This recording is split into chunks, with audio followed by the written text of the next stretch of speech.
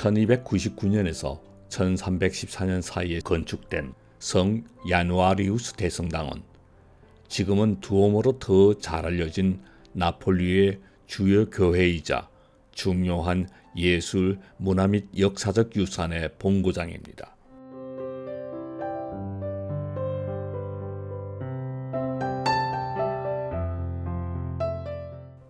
나폴리 대성당은 입구가 3개 있는 인상적인 신고딕 양식의 외관을 자랑하며 도시에서 가장 아름답고 인상적인 건물 중 하나로 알려져 있습니다.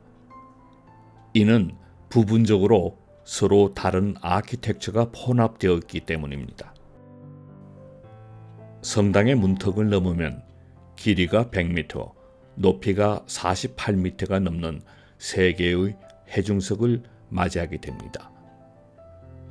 오랜 역사를 반영하는 고딕 양식에서 바로크 양식, 신고딕 양식에 이르기까지 다양한 건축 양식의 융합은 매혹적인 아름다움을 손상시키지 않습니다.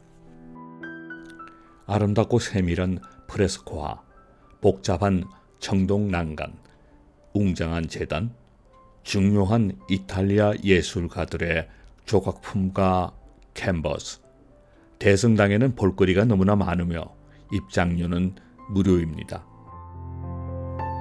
성당은 나폴리에서 가장 큰 교회이며 1272년에 완공되었으며 교회 앞에서는 현관으로 둘러싸인 광장과 대성당 자체만큼 중요한 대성당 측면의 2 건물을 바라볼 수 있습니다. 나폴리 영적 삶의 중심지인 나폴리 대성당은 도시의 문화적 시금석 중 하나인 수호성인 산제너로의 피가 매년 기적적으로 액화되는 곳이기도 합니다. 대성당에는 성 아누아리오의 피를 담은 유리병을 보관하고 있는데 이 피는 보통 해마다 2번, 5월의 첫째 토요일과 9월 19일에 고체에서 액체로 변화하며 그때마다 대중에게 공개합니다. 성인의 피에 얽힌 전설에 따르면 피에 변화가 일어나지 않을 때는 나폴리에 재앙이 닥친다고 전해져 옵니다. 나폴리 대성당은 3개의 본당과 여러 개의 측면 예배당이 있는 라틴 십자가 계획으로 배치되어 있습니다. 길이 약 100m, 높이 35m의 중앙 본당에는 17세기 그림이 그려진 아름다운 격자 천장이 있습니다. 수세기에 걸쳐 나폴리 대성당은 붕괴, 폭격, 지진으로부터 다양한 건축 양식의 일련의 개조 공사를 거쳐서 살아남았습니다. 제2차 세계대전의 연합군 폭격 이후 추가로 복원된 뒤로 현재까지 이어져 오고 있습니다.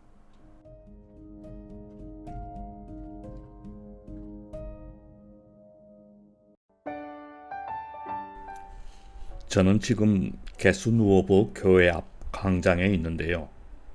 게수누오보는 나폴리에서 가장 중요한 교회 중 하나이며 아름다운 인테리어 때문에 나폴리에서 가장 아름다운 교회로 알려지고 있습니다. 게수누오보 교회는 원래 1470년에 살레르노의 왕자 로베르토 산세베리노를 위해 지어진 궁전이었습니다.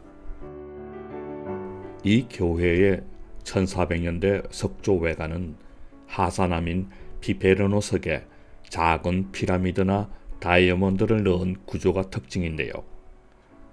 나폴리 조각가와 석공들은 다이아몬드 원석의 특정 면에 특별한 표식을 새겼습니다. 르네상스 시대의 석공들은 특별한 표식을 새김으로써 돌에 긍정적인 에너지를 충전하여 나쁜 부정적인 에너지를 물리치는 힘을 가진다고 믿었습니다. 이것은 피라미드 돌의 측면에 새겨진 이상한 기호에 기인한 것으로 모든 긍정적이고 자비로운 힘을 외부에서 건물 내부로 전달한다는 전설이 있습니다. 산세베르노 궁전의 외관은 현재 게수누오보 교회의 외관입니다.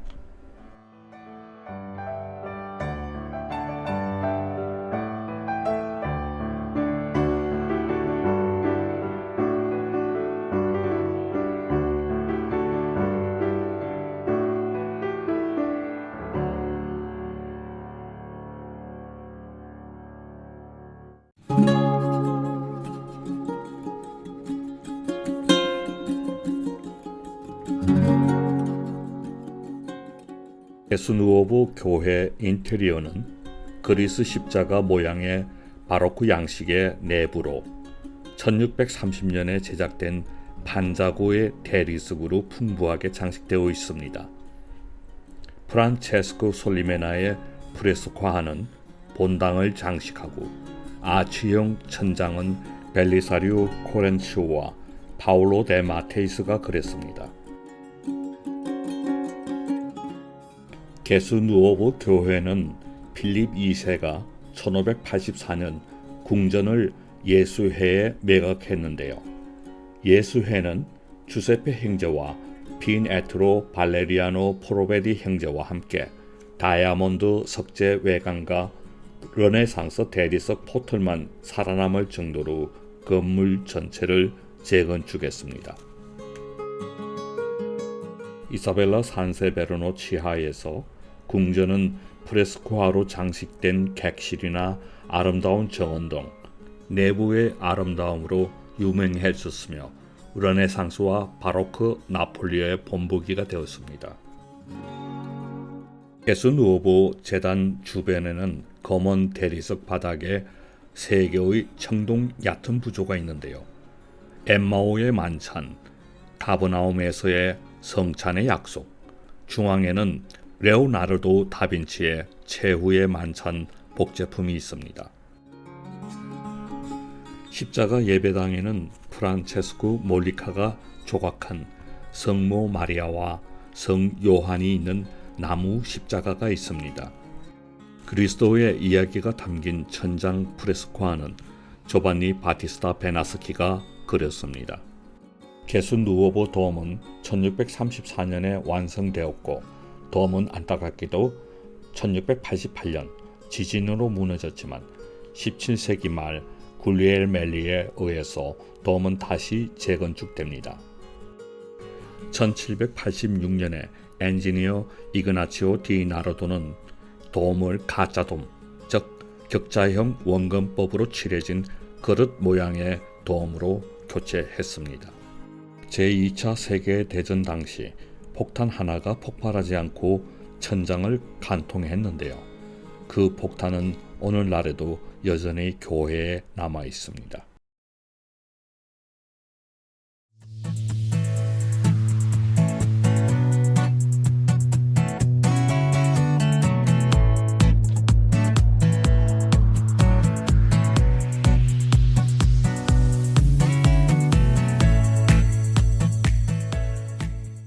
밀라노의 갤러리아 비토리오 에말루엘레를 연상시키는 나폴리의 가장 유명한 갤러리아 움베르토 1세 아케이드는 화려하게 장식된 네오 르네상스 양식의 전면부와 56m 높이의 높은 돔으로 덮인 섬세한 유리 천장이 숨막히게 조화를 이루고 있습니다.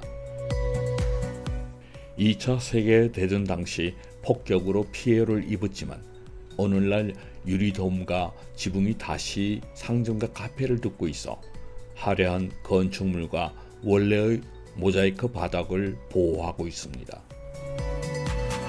나폴리 시내에서 가장 활기 넘치는 지역 중 하나에 위치한 갤러리아 움베르토 1세는 나폴리 사람들과 관광객들에게 인기 있는 모임 장소입니다. 갤러리아 움베르토는 산 카를로 오페라 하우스 바로 맞은편에 위치해 있습니다. 이 건물은 1887년에서 1890년 사이에 지어졌습니다.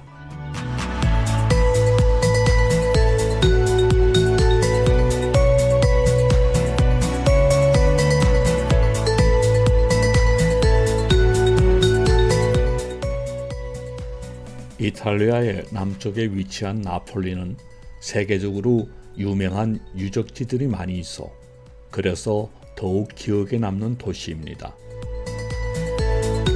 이틀간 나폴리에서의 여행은 더 나은 나를 발견하는 기회가 되었습니다. 처음 이탈리아 여행 계획을 세울 땐 나폴리를 일정에 넣을까 말까 고민을 했었는데요.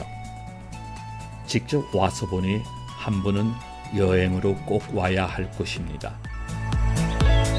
문화유적지 관광으로는 감동을 많이 받은 정말 아름다운 여행이었습니다.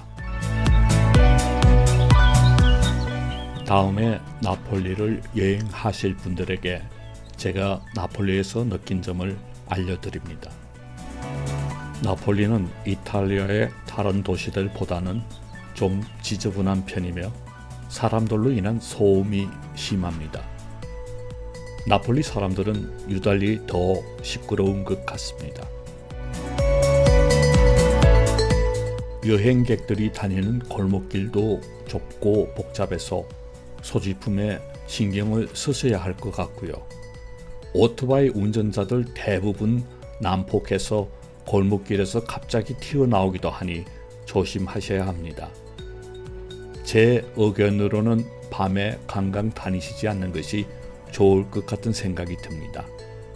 그럼에도 불구하고 한 번은 꼭 여행해 보시길 추천합니다.